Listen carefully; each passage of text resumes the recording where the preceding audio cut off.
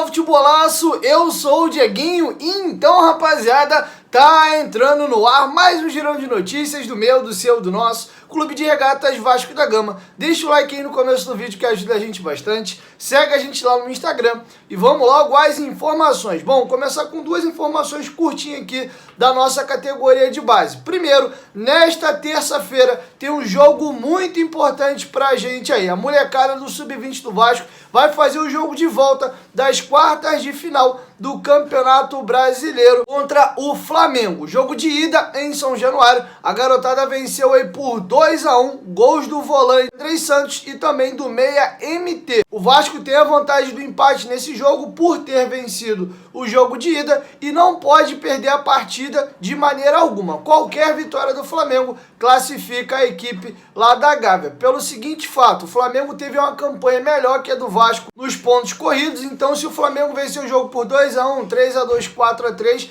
empata aí o saldo de gol e por ter melhor campanha, o Flamengo se classifica. E obviamente se vencer por 2 gols de diferença, como perdeu o jogo de ida, o Flamengo está classificado. De contrapartida, o Vasco vencendo o jogo naturalmente avança por ter vencido já o primeiro jogo e se empatar também. Resumindo, o Vasco tem a vantagem do empate para esse jogo muito importante. A partida terá a transmissão do Sport TV e também da plataforma Eleven Sport, beleza? O jogo, salvo engano, vai começar às 3h45 da tarde ou 4 horas. Então você tem um compromisso marcado aí para poder assistir a gurizada jogando o clássico dos milhões. Bom, vamos falar agora de um jogador que chegou no Vasco e já saiu. Estamos falando do atacante Marcelinho, veio da base do Palmeiras, jogador que chegou a ter sondagem de duas equipes aí europeias, inclusive duas equipes espanholas, e acabou acertando com o Vasco. Curiosamente, o jogador jogou apenas 2 jogos do Campeonato Carioca e o Vasco já rescindiu o contrato. Não foi informado o motivo, acredito eu, que provavelmente deve ter sido algum problema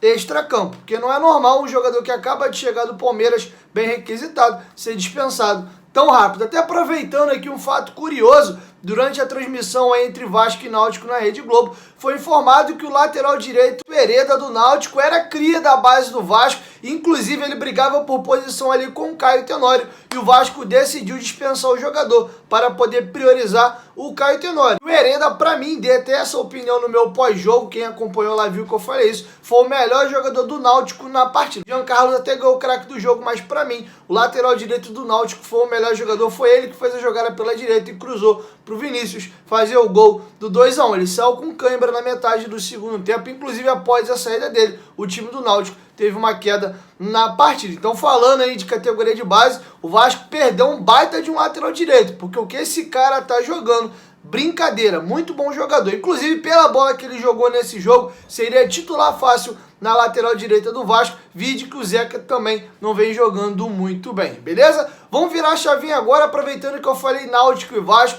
A Rede Globo, devido ao jogo entre Vasco e Náutico, liderou a audiência no Ibope. A partida entre Vasco e Náutico teve 16,3 pontos de audiência no Ibope e a Rede Globo liderou com folga a audiência no horário. Mesmo na segunda divisão, a gente vê que a torcida do Vasco mais uma vez mostra sua força e o Vasco sozinho, porque o Náutico, a gente, com todo respeito, a gente sabe que nacionalmente tem uma torcida pequena, conseguiu aí mais de 16 pontos de audiência. É coisa pra caramba. Então, mais uma vez, a torcida do Vasco mostra sua força. Bom, vamos voltar agora para a equipe profissional. Infelizmente, a gente não vai ter o nosso principal jogador nessa reta final aí, que tem sido o Nenê. Desde a chegada do Nenê e do Fernando Diniz, o Vasco teve uma arrancada muito forte e eu vou deixar para vocês aí na tela números levantados pelo SofaScore, que hoje é uma das principais ferramentas aí de análise individual de atletas. Hoje o Nenê no Vasco lidera praticamente todas as ações ofensivas do clube. Lembrando que o jogador tem 40 anos de idade. Se bobear esses números do Nenê, nesse corte aí desde que ele chegou, talvez, se bobear, ele seja até o jogador da Série B que vem liderando todas essas situações nos últimos jogos da competição. Parabéns ao Nenê pela vontade e entrega que ele tem demonstrado nos jogos do Vasco. Infelizmente, ele tomou o 3º cartão amarelo e está fora do próximo jogo, sexta-feira em São Januário, contra a equipe do CSA. Eu vou trazer para vocês aqui agora quem são os prováveis substitutos do Nenê, mas antes, se liga, Olha, o Vascão no momento de dificuldade, segunda divisão, a pindaíba danada, dificuldade no mercado, e apareceu uma grande empresa para acreditar no gigantão da colina e tem sido uma grande parceira do Vasco. Tá falando de quem, Dieguinho? Ó, da Forte Aliança, que é patrocinadora oficial do Vascão. Eles fecharam um patrocínio e pagam 2 milhões de reais ao Vasco. E ainda tem uma novidade muito bacana. Se liga, você que é vascaíno e quer ter um serviço de qualidade, de proteção veicular ou também residencial, a Forte Aliança é uma das maiores associações de proteção desse tipo de serviço hoje no mercado. E o mais bacana, além de você ter uma super empresa cuidando do seu patrimônio, você pode ajudar o Vascão. Sabe como? A Forte Aliança fechou uma parceria com o Vasco aí, que em vez de cobrar as adesões R$ 300, que é o valor de mercado, eles reduziram para R$ 100 e ainda abriram mão desse valor. Todo novo associado, o Vasco pega esse dinheiro para ele. Se tiver 10 mil adesões, o Vasco ganha nessa brincadeira R$ 1 milhão, além, obviamente, do valor do patrocínio, que são 2 milhões de reais. Você ganha e o Vasco também ganha. Você consegue aí ter uma ótima empresa para cuidar do seu patrimônio e, de quebra, ainda ajuda o gigantão da colina. Quiser fazer sua cotação e conhecer um pouco mais da Forte Aliança, o link está aqui, ó, na descrição do vídeo e no primeiro comentário fixado. Eu já faço parte da Forte Aliança, o meu patrimônio já está protegido com eles. E você? Bom, galera, vamos falar agora dos possíveis substitutos do Nenê. A parada é a seguinte: o Vasco tem algumas opções. O Gabriel Peck pode ser recuado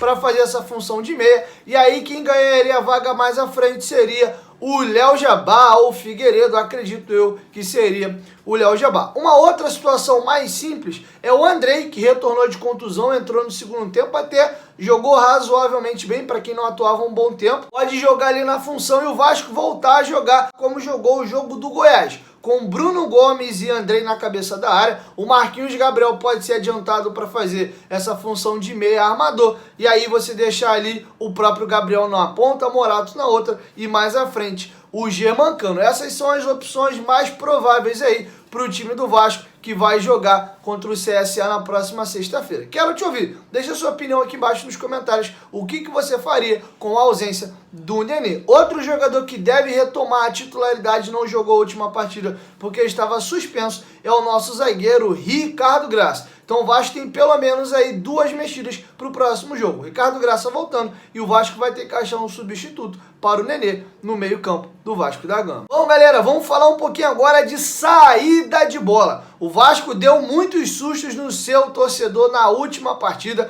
Você com certeza teve uns mini infartos aí no jogo, aquelas bolas que eram recuadas ali entre Leandro Castan, Valber, Lucão, Zeca, Bruno Gomes. Inclusive o Vasco quase toma 2 gols assim. O Bruno Gomes foi dar um tapa por cima do jogador do Náutico, a bola bateu nele e sobrou pro Giancarlo, que perdeu um gol na pequena área. E o Lucão também demorou a sair jogando. Quando foi dar, o jogador dividiu com ele, a bola sobra pro Giancarlo. Na hora de finalizar, ele sofre a falta, salvo engano, do Morato. Então o Vasco quase deu 2 gols para o time adversário. E o Fernando Diniz foi perguntado dessa saída de bola do Vasco, que teve muita dificuldade no jogo contra o Náutico, e ele respondeu o seguinte: os aspectos aí que eu acho que interferem. Aqui o Náutico é um time que faz uma pressão alta muito incisiva, e a gente treinou bastante também para sair dessa pressão. No jogo a gente estava com uma certa dificuldade de encaixar os movimentos e dar velocidade adequada na bola, e a gente optou praticamente no segundo tempo, a maioria das jogadas, para sair com bola mais longa, que talvez a gente tivesse que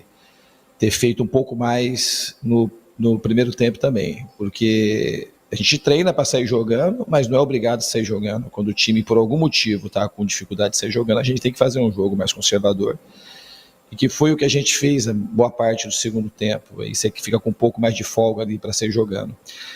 E o Náutico, ele tem um pouco de característica também de tentar propor o jogo, embora eles usem um jogo mais direto. E a gente acabou se aproveitando de, como você mesmo disse, de 2 bolas que a gente conseguiu roubar no campo do Náutico.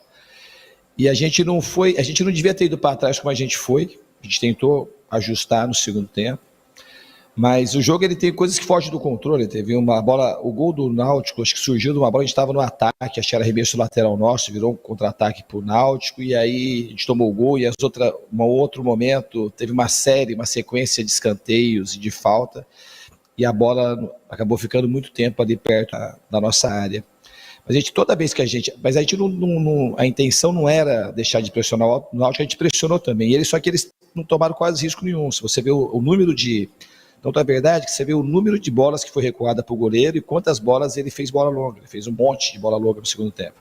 Então, a marcação, ela andou para frente. Só que o Náutico, ele usou do artifício de usar quase que o tempo todo essa bola marcal. Bom, galera, é isso. Essas eram as informações que eu tinha para trazer para vocês nesse vídeo. E amanhã, bem cedinho, perto aí das 5 horas da manhã, eu tô chegando com mais informações, beleza? Chegou até aqui, ó. Dá essa moral, deixa o like que ajuda a gente bastante. E claro, se for a tua primeira vez aqui no canal, não esqueça de se inscrever e ativar o sininho das notificações. Porque toda vez que tiver vídeo novo aqui no canal, o YouTube vai te notificar. E claro, tu vai sair aqui muito bem informado, beleza? 1, 2, 3, futiu bolaço. Tamo junto, família. E a qualquer momento diga em volta. Mas tamo junto, valeu! Fui!